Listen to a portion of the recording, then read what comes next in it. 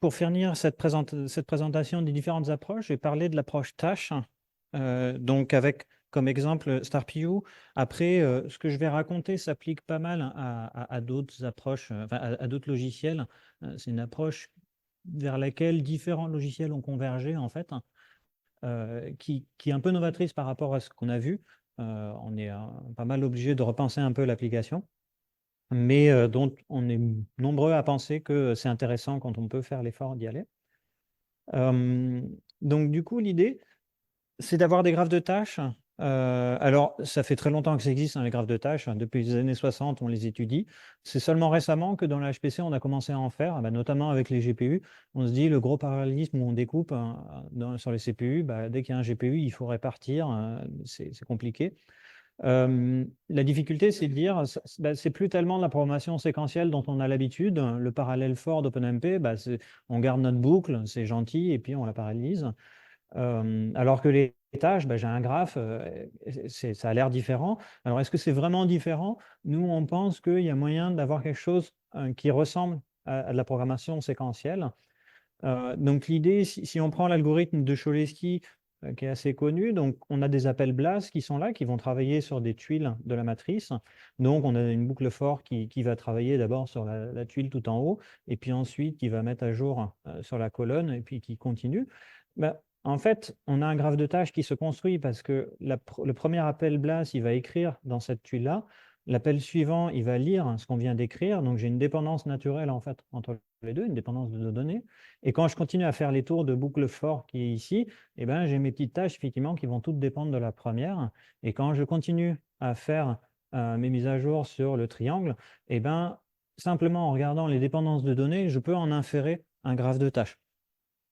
Donc, c'est ce qu'on essaie de faire, de dire, on continue à écrire nos programmes de manière séquentielle en ayant l'impression de simplement d'appeler des fonctions, d'appeler des BLAS, mais en fait, ici, c'est juste des soumissions de tâches et on construit le graphe à la volée, dynamiquement, automatiquement, et puis simplement, bah, on arrive ici très vite parce qu'on a juste soumis des tâches et on attend que tout se fasse sur la machine. Et on n'a plus à se poser la question de où est-ce que ça se passe, où sont les données, tout est géré par le runtime. Donc, c'est ce qu'on pousse. On appelle ça le sequential task flow. Ça a l'air séquentiel, même si c'est du task flow. Donc, l'idée, c'est effectivement écrire son application comme un graphe de tâches, même si ça ressemble à du code séquentiel. Donc, l'algorithme, lui, ne change pas. Je change de machine. C'est le runtime qui s'en occupe. Éventuellement, je veux changer l'algo. OK, je change mon algo. Mais je vais dans le distribué, je veux changer la répartition des données. L'algo, c'est toujours le même. On n'y touche pas. Si j'ai un problème numérique, bah, je peux débugger la version séquentielle et puis revenir au parallélisme. Bah, juste, je coche le bouton pour remettre l'exécution parallèle. Alors, ce qu'il y a, c'est quand même pour porter sur GPU, bah, il faut quand même que l'implémentation de la tâche, il y ait une implémentation sur GPU. Donc ça, éventuellement, bah, il y a une bibliothèque qui existe, BLAS, typiquement, ou éventuellement un compilateur qui prend mon code et qui sait générer une version en GPU. Et en tout cas, c'est le runtime qui se débrouille avec tout ça. Alors, ça veut dire, et c'est là où des fois c'est difficile, qu'il faut restructurer le code. Typiquement, mon code de calcul, il faut que je le découpe en morceaux pour faire des tâches. Donc, restructurer. Alors, typiquement, j'ai un appel de produit de matrice. Bah, OK, je fais un appel BLAS, mais en gros, l'idée, c'est la granularité d'un appel BLAS. Alors, pour que le runtime fasse des choses malines, il vaut mieux que le bout de code il ait une performance stable, entre guillemets, au sens où, selon la taille de la matrice, le rang ou autre information comme ça, on a à peu près les mêmes perfs. Et comme ça, on peut utiliser cette information pour faire de l'ordonnancement malin. Alors, c'est contraignant parce que du coup, les tâches, ben, il y a les entrées et les sorties. On n'a pas le droit d'utiliser des variables globales. Ben, de toute façon, sur GPU, on n'est pas censé avoir des variables globales. Alors, il y a des moyens d'accéder à des variables globales, mais l'idée, c'est d'essayer d'éviter ça. Finalement, c'est un peu de la programmation fonctionnelle, ce qui est une bonne pratique de programmation. Les variables globales, on considère que ce n'est pas une bonne chose. Donc, pourquoi pas? Après, l'autre chose, c'est qu'il faut accepter de perdre un peu le contrôle de ce qui se passe. Alors, pour moi, c'est un peu comme quand on a arrêté de faire d'assembleur, qu'on a commencé à utiliser des compilateurs. Les gens disent, ah, mais le compilateur, il n'est pas aussi bon que ce que je peux faire à la main. C'est vrai.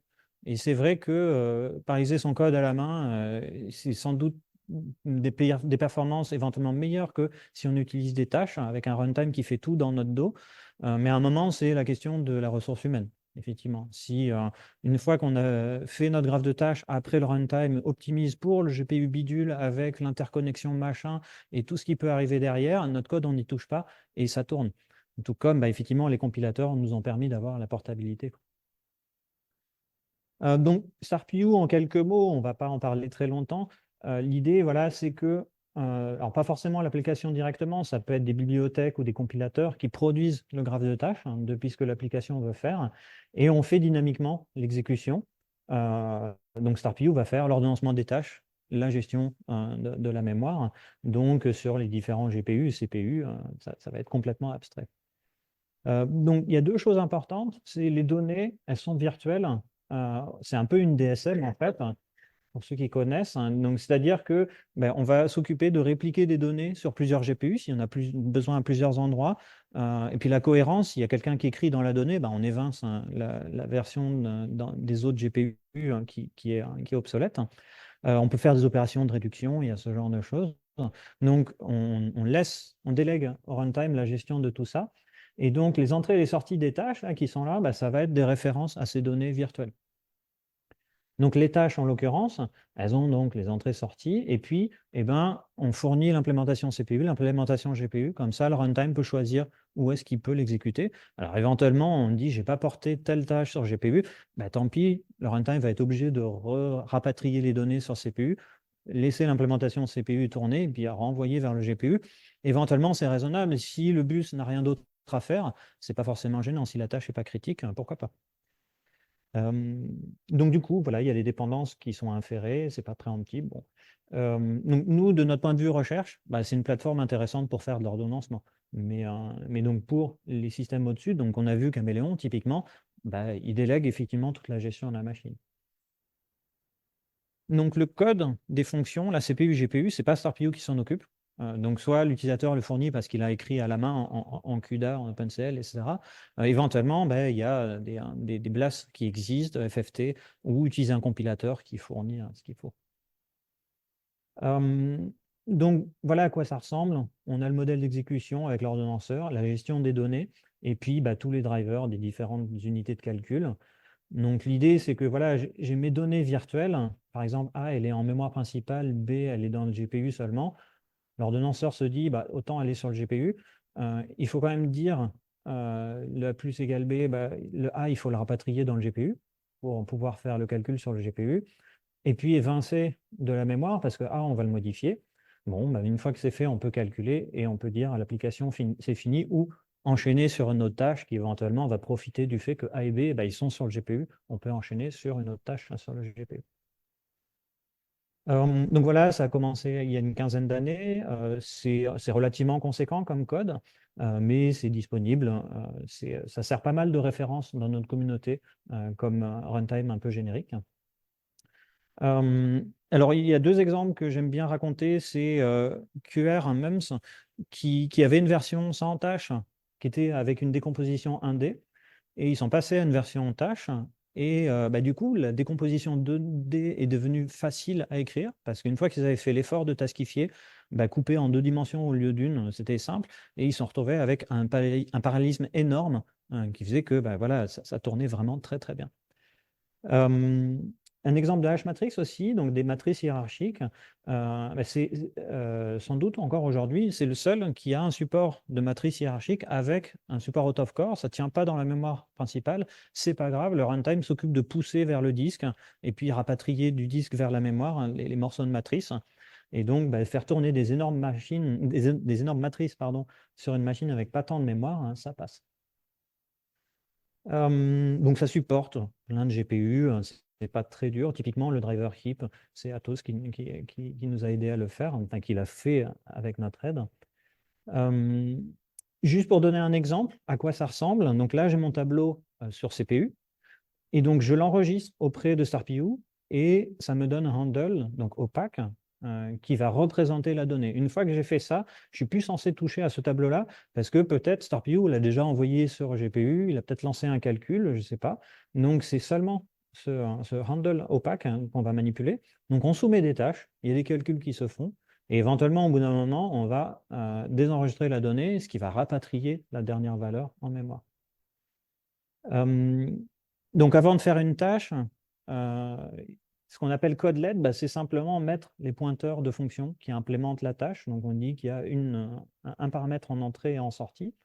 Et puis, donc, j'ai les variantes CPU de l'implémentation. Puis, je rajoute une variante GPU. Donc, porter un code sur GPU, essentiellement, c'est rajouter ça. Une fois que c'est taskifié, le seul effort qu'on a à faire pour porter sur GPU, c'est fournir l'implémentation GPU de la tâche, donc avec CUDA, avec autres à voir. Mais ensuite, tout ce qui est transfert, etc., ça se fait par le runtime. Donc, l'implémentation en elle-même, donc le pointeur de fonction, il récupère donc un pointeur vers les données à manipuler. Donc, typiquement, quand c'est sur GPU, bah, c'est un pointeur GPU qui récupère, c'est déjà transféré.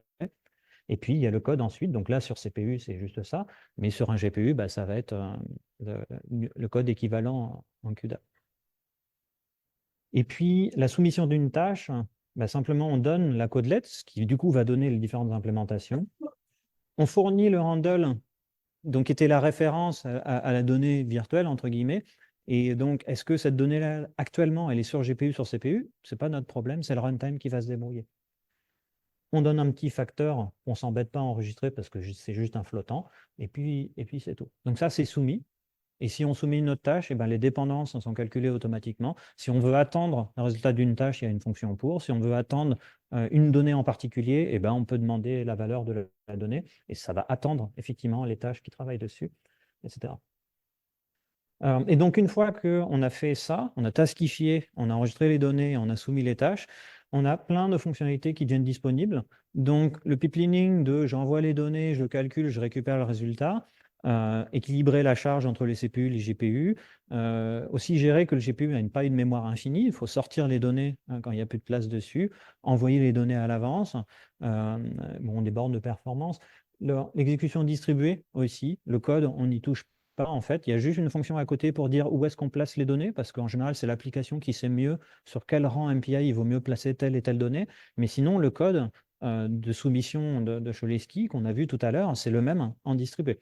Donc, ça permet de porter très facilement en fait en distribué. L'out of core, j'en ai parlé, poussé sur le disque. On a aussi de la simulation de performance. Bref, il y a plein de choses qui deviennent disponibles. On a un certain nombre d'applications qui ont été portées, donc vraiment de différents domaines, algèbre dense, creuse, compressée éventuellement, la méthode multipole rapide, gradient conjugué. Après, il y a éventuellement des environnements eux-mêmes. Donc, par exemple, SkipU, c'est un environnement de squelette. Ah bah, ils ont fait un portage StarView et du coup, bah, la programmation par squelette de SkipU devient disponible. Donc, il y a pas mal de choses sur le site StarView, on recense des applications portées. Donc, pour conclure, donc bien sûr, ça a été rapide, mais c'était pour vous donner une idée de... C'est un modèle de programmation qui fait changer pas mal la manière de programmer, mais on le verra avec le retour d'expérience de Florent et d'Antoine, que c'est agréable, en fait, pour ensuite optimiser l'algorithme sans avoir à se poser les questions, le placement des données, etc. Pour nous, après, on fait de la recherche dedans, autour, mais en tout cas, c'est de la recherche qui est directement applicable. On a un objectif de quand même utilisabilité, pas forcément par l'utilisateur final, parce que les tâches, l'API est peut-être un peu lourde, parce qu'il faut décrire les données, etc. Mais faire un runtime, enfin, pardon, une bibliothèque au-dessus ou un environnement de programmation au-dessus, du coup, ils n'ont pas besoin de réécrire encore un autre runtime pour faire toutes les optimisations dont on a parlé depuis ce matin. Voilà pour StarPU. Je vous remercie. Donc, les questions sont ouvertes. Question pour l'équipe peut-être, il y avait deux fonctions CPU qui étaient portées. Donc, moi, de ce que j'ai compris de ces gens parcourus, il y a des modèles de performance qui existent, qui sont faits. J'ai compris que ça travaille surtout sur GPU, ça travaille aussi sur CPU. Ouais. C'est-à-dire que typiquement, alors ça reste à voir, mais là j'ai mis comme exemple, Oui, peut-être. c'est ça. C'est ça, là, j'ai une version SSE, une version pas SSE. Éventuellement, il y a un surcoût au démarrage du SSE. Alors, souvent non, mais pourquoi pas. Et donc, selon l'implémentation, il y en a peut-être selon les tailles. Pour les petites tailles, ça ne sert à rien de faire un truc HAD, etc. Pour des grosses tailles plus, ou éventuellement, autres paramètres, ça peut être le rang de la matrice ou que sais-je. Est-ce qu'elle est plus large ou plus haut? On peut avoir plusieurs implémentations et par simplement la mesure des performances, on peut s'en rendre compte. Ah oui, oui, parce que le pilote, ça regarde aussi les. Ça peut être arbitraire. Oui, ça peut être arbitraire en fait. Le modèle performance, on a des modèles multilinéaires où on peut faire intervenir la largeur, la hauteur, le rang, ce qu'on veut en fait, n'importe quel paramètre. Et du coup, on peut choisir selon ce qu'on nous donne comme donnée d'entrée, on voit c'est celle-là qui est la plus rapide.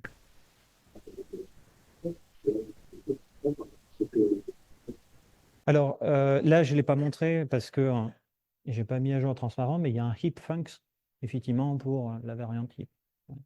Et rajouter un accélérateur, enfin là, typiquement, donc Atos, quand il a rajouté, il s'appelait peut-être déjà Eviden à l'époque, ça a été peut-être 1 ou 2 mois d'ingénierie. Alors après, c'est plus facile parce que le driver CUDA, on remplace, etc. Mais c'est pas super dur au sens où il y a besoin d'une boucle pour soumettre le kernel, les fonctions pour transférer les données, et c'est à peu près tout. Après, il faut faire marcher. En asynchrone, c'est plus compliqué parce que il faut mettre en œuvre le pipeline et tester. Il y a un certain nombre de fonctions, mais c'est tout. Tout ce qui est la gestion des données, est-ce que c'est une matrice, un vecteur, etc. Tout ça est complètement générique.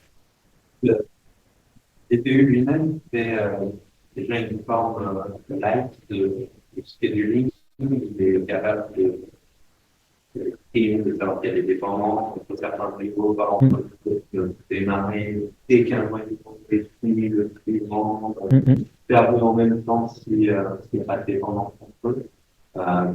Comment ça se passe une interaction entre la partie scheduling logicielle et la partie scheduling intermédiaire? Alors effectivement, typiquement les CUDA graphes qu'on a vus tout à l'heure, on pourrait se dire, on pourrait juste pousser le graphe que StarPio récupère sur le GPU. On n'a pas choisi de le faire. Ça a été critiqué. Il y a des gens qui, dans leur papier, disent nous, on fait CUDA graph et du coup, c'est super efficace. Nous, ce qu'on considère, c'est que en se débrouillant suffisamment, on a toujours quelque chose à faire au GPU. Et donc, ce qu'on utilise simplement, c'est un stream où on pousse des kernels les uns derrière les autres. Et pour peu qu'on a toujours un kernel déjà poussé à l'avance, le GPU ne s'ennuie pas. Et pareil pour les transferts. Et effectivement, le multistream, à la main, on se dit, ah là là, au secours, avec un runtime, mais c'est vrai pour ce qu'on a vu aujourd'hui, c'est une variable d'environnement. Derrière, le runtime de ce qu'on utilise va s'en débrouiller. Par contre, ce qui est chiant, c'est qu'en fait, d'avoir avoir plusieurs streams qui ne sont pas indépendants, et l'ordre dans lequel tu soumets dans des streams différents va avoir un impact sur ce qui se passe en termes de scheduling sur le matériel. Donc, il faut vraiment gérer le truc à l'échelle globale et pas se dire j'ai 4 streams, c'est comme si j'avais 4 GPU. Il y a des interactions fortes entre les streams et ça devient un peu pénible à gérer. Il y a des interactions en termes de remplissage du GPU. Après, si on travaille sur des données différentes, normalement, quand CUDA sera bien fait enfin, c'est-à-dire ça a progressé avec les années. Avant, il y avait pas mal de synchronisation dont StarPio n'avait pas du tout besoin. Au fur et à mesure, elles se sont allégées de plus en plus. Normalement, on va converger vers, effectivement, les streams de calcul eux-mêmes sont indépendants pourvu qu'on travaille sur des données indépendantes. En principe, ça devrait pouvoir finir comme ça. Comment ça va assez parler. Alors, si effectivement l'application est telle qu'une tâche n'est pas assez grosse pour remplir le GPU, on propose d'utiliser plusieurs streams. Et donc, dans ce cas-là, typiquement dans le creux, effectivement, typiquement Kerbum, ils exécutent avec 4 streams par GPU, ou plus encore si les GPU sont gros. On travaille, je n'en ai pas parlé, sur les tâches récursives, où éventuellement on adapterait la taille des tâches pour essayer d'avoir des tâches grosses. Et si on n'a pas assez de tâches grosses, on commence à les découper. Éventuellement, on lance plusieurs streams. On y travaille. Mais du coup, de nouveau, c'est derrière, on n'a pas besoin de s'en occuper. Pour les transferts, typiquement, ce n'est pas le cas. Enfin, quand on transfère d'un CPU à un GPU, ils se font les uns derrière les autres. On n'a pas le choix. Et des fois, il y a des interactions comme ça, des transferts comme ci et puis comme ça. Ils vont effectivement s'attendre les uns les autres. Nous, on soumet autant que parallèle a du sens. Donc, typiquement, dans chaque direction, entre deux GPU, on a un stream dans un sens, un stream dans l'autre. Et si ça synchronise, bah, tant pis pour nous, mais sinon, on aura le parallélisme dès que ça sera débloqué dans CUDA.